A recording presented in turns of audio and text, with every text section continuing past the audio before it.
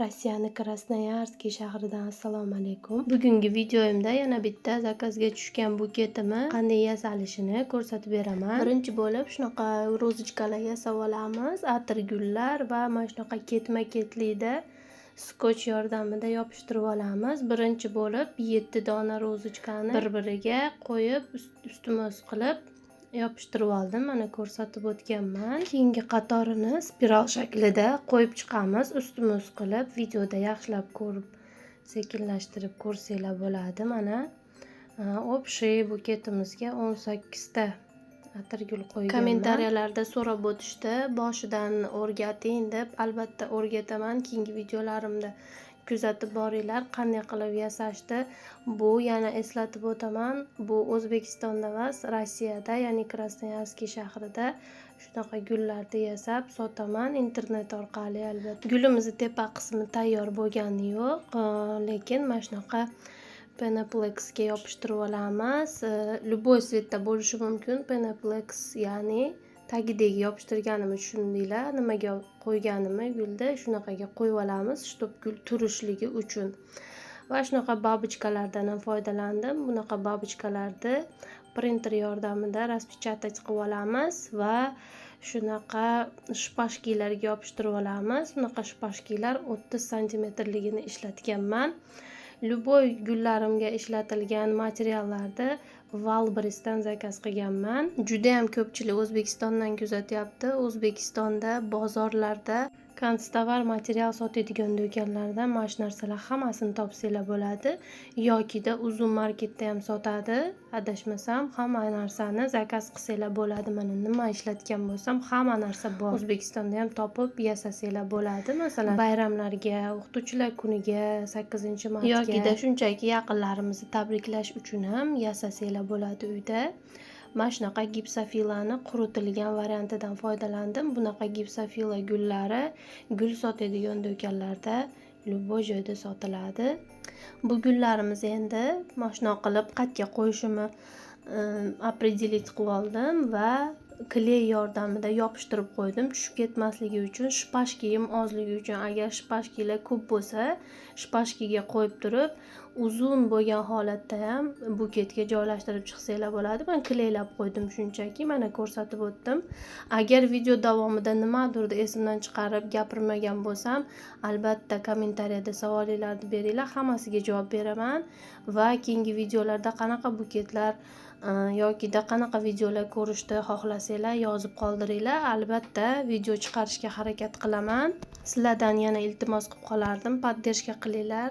Kanalim rivojlanishi uchun klass tugmachasini bosib ketinglar. Albatta kanalimga obuna bo'lib, podpisatsiya bo'lib qo'yinglar. Juda ham xursand bo'laman. Bunaqa gullar yasashni shunchaki o'rganib qolmaganman. Bunaqa gullarni 3 yil davomida yasab kelyapman.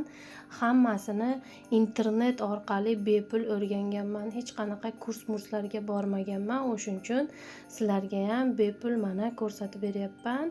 Uyda o'tirgan holatda bepul o'rganib pul topyapman. Sizlar ham o'rganinglar va foyda oling. Bu yoqda koreyskiy plyonkadan foydalandim. 50 cm uzunligi 10-12 cm qilib qirqib chiqib olamiz. Buketimizni atrofiga yopishtirib chiqamiz.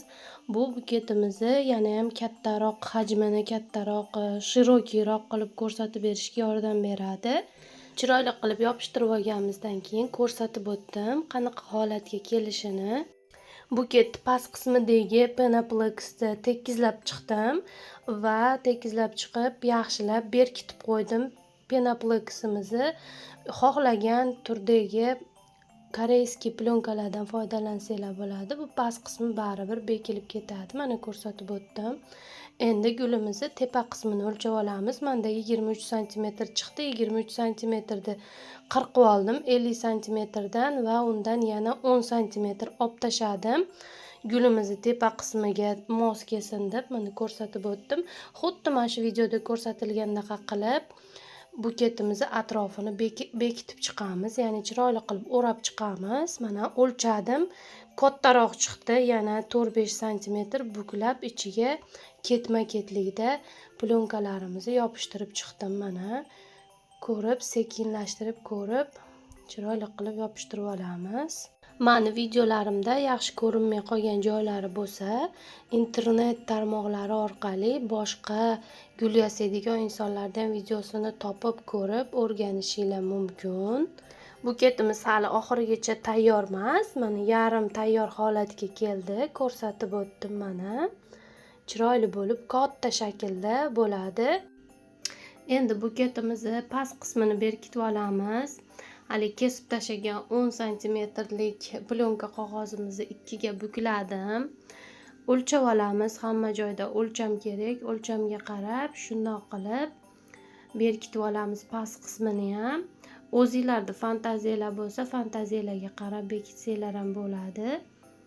Va mana shunaqa ikki tarafli skoch bilan yopishtirib qo'ydim pastini.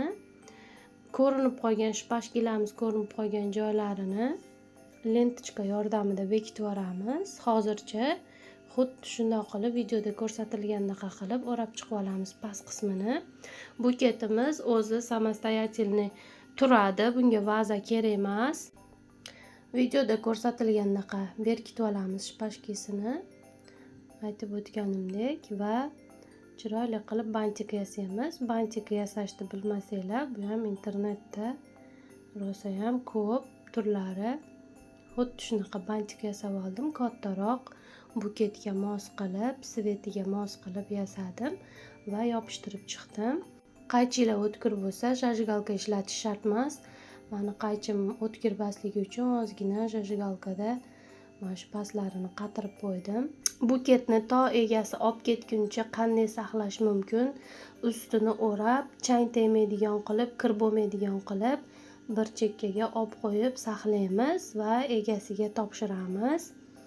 Shunday qilib buketlarimizga yana mana shunday qilib дополнить qilib ko'zchalar yopishtirib chiqdim, chiroyliroq bo'lishi uchun. Oxirgi tayyor bo'lgan holatini ham mana sizlarga ko'rsatib o'tdim. Kameram rangini jicha xuniyroq qilib ko'rsatib qo'ydi, lekin buket aslida juda ham chiroyli chiqdi. Agar sizga buketim yoqqan bo'lsa, iltimos yana bir marta ko'rgan vaqtingizga rozi bo'ling. Klass bosing, obuna tugmasini bosib qo'ying. Sog' salomat bo'ling. Keyingi videolarda ko'rishguncha xayr.